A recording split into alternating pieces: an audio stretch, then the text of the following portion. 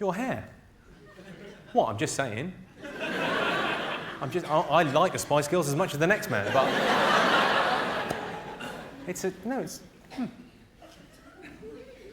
I can't help noticing you've got a tattoo on your... Well, it's your boob, isn't it, really? It sort of draws the eye. What is that, exactly? It's a rose. On your... As if boobs aren't fun enough as they are. She's thought, I'll tell you, I'll brighten these things up. No fella's going to like these. What do guys like? They like flowers, don't they? Yeah, I'll get a picture of a flower. Did you not think, what do you like? What kind of thing? You look like the sort of bloke that like cars and guns and tanks. Get a nice tattoo of a tank on your tip. Lovely. He could be, you know, and going, oh, is that a Sherman? I remember before J-Lo, before the term ghetto booty, when we used to just call it a fat arse.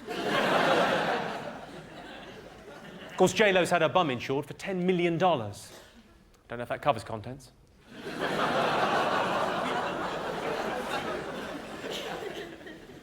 I was talking to my nan about Ant and Dec. She said she didn't know which one Ant was. I said, do you know which one Dec is? She said, yeah.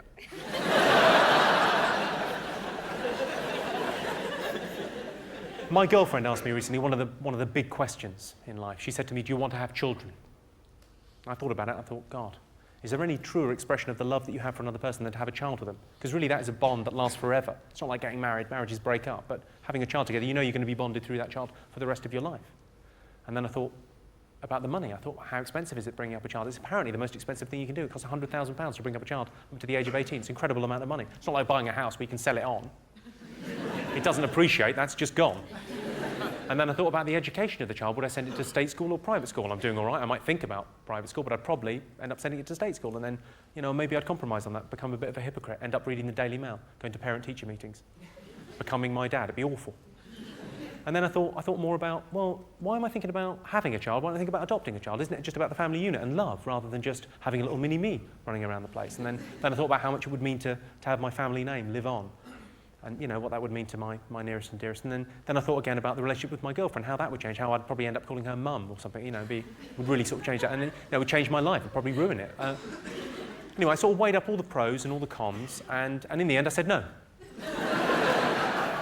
Of course, by then I'd come. Luckily, all over her tits.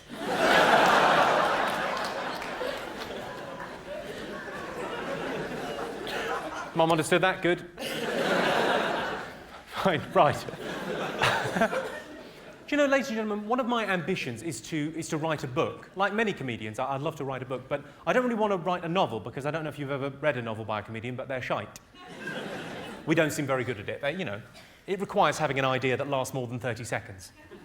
Not going to happen. So what I thought I'd do is a book of correspondence, because that way you're getting someone else to do half the work. Oh, yeah, always thinking. Would you like to hear them? Yeah. Well, good, good. Otherwise we'd be having some quiet time. This is the first letter that I wrote. It's to my local MP, Chris Smith. Dear Mr. Smith, do you get tired of people writing to you who are clearly just wasting your time and have nothing better to do?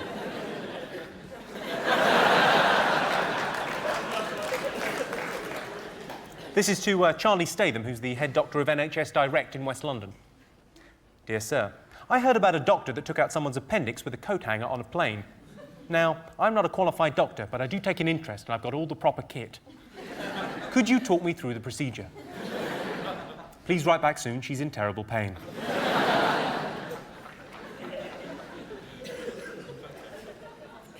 Is anyone in here a member of Amnesty International? I think someone's timidly put up a hand at the back, but are you worried about being persecuted? Well, I wrote a letter to the head of Amnesty International in the UK. I hope you like it. It's to Kate Allen, Director of Amnesty International UK. Dear Madam, I like what you people do. Writing letters to complain about human rights violations is like a political version of Points of View. The BBC or fascist leader may not change what they do as a result, but at least you'll slow down their day as they wade through the postbag. I'd be surprised if they got round to torturing anyone before 11:30, the number of letters you send. Lots of people do nothing because they know they cannot change the world. But you good people are not deterred from making futile gestures on behalf of human rights. And I, for one, applaud you. Inspired by your unilateral approach, I decided to hold a fundraising dinner on your behalf at my home. I charged people £20 a head to come and enjoy a meal and drinks, with all profits to go to Amnesty. Although a success creatively, we went for a South American theme, unfortunately the groceries were expensive, as was the booze, and in the end I made a loss. You now owe me £57.40. Now Amnesty, God bless them, got back to me almost immediately with this letter. To be honest, it's a little bit condescending. Dear Jimmy, thank you for your letter. I was delighted to hear that you're a supporter of Amnesty. You do appear to have a few misunderstandings about the work we do. So I've enclosed a copy of our new information leaflet, What We Do. Which, fair enough, is a very good name for an information leaflet.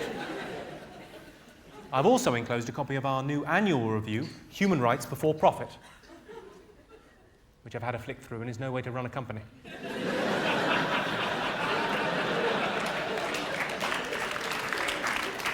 Regarding your recent fundraising dinner, I'm sorry to hear that all the energy and creativity which you put into your event did not result in you being able to make your planned fundraising donation. I usually advise our supporters to start small and build up with their fundraising. It's also an excellent idea to work out a simple budget beforehand.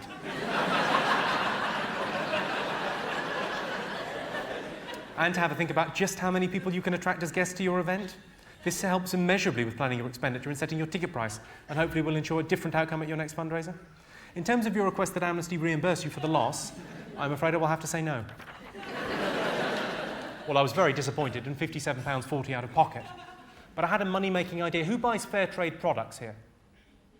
Quite a few of you buy fair trade? You know, the tea, the coffee, the sugar, that kind of thing. I had a bit of, I think I spotted a gap in the market, so I wrote them a letter. The reason I'm writing is I think I've spotted a gap in the market. Told you. No one is more exploited than the farmer of the coca leaf. Whilst drug barons get rich exploiting both third world farmers and first world recreational users, we stand by and do nothing. I propose a fair trade cocaine joint venture. I have a contact in distribution, and you guys have the perfect cover to sell through customs. Who knows, if it all takes off, we could end up millionaires. Brackets, and help the poor.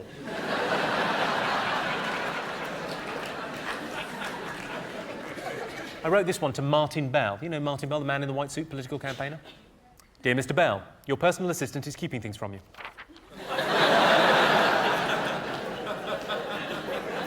Now, I've not had a reply to that, which would seem to suggest I'm right.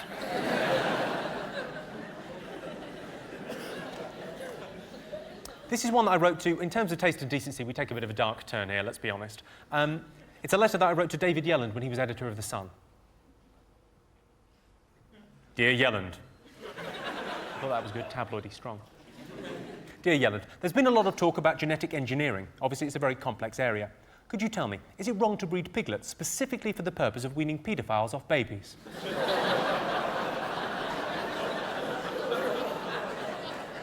Only I'm thinking of starting a company with the slogan, they'll squeal, but not to the cops. Hello, I'm Jimmy Carr, and I'm announcing a new tour. It's called Jimmy Carr Laughs Funny, because, I do. I go to jimmycarr.com for dates and tickets, and then, I guess, buy a ticket and come and see the tour. I laugh funny, so can you. Come and see me.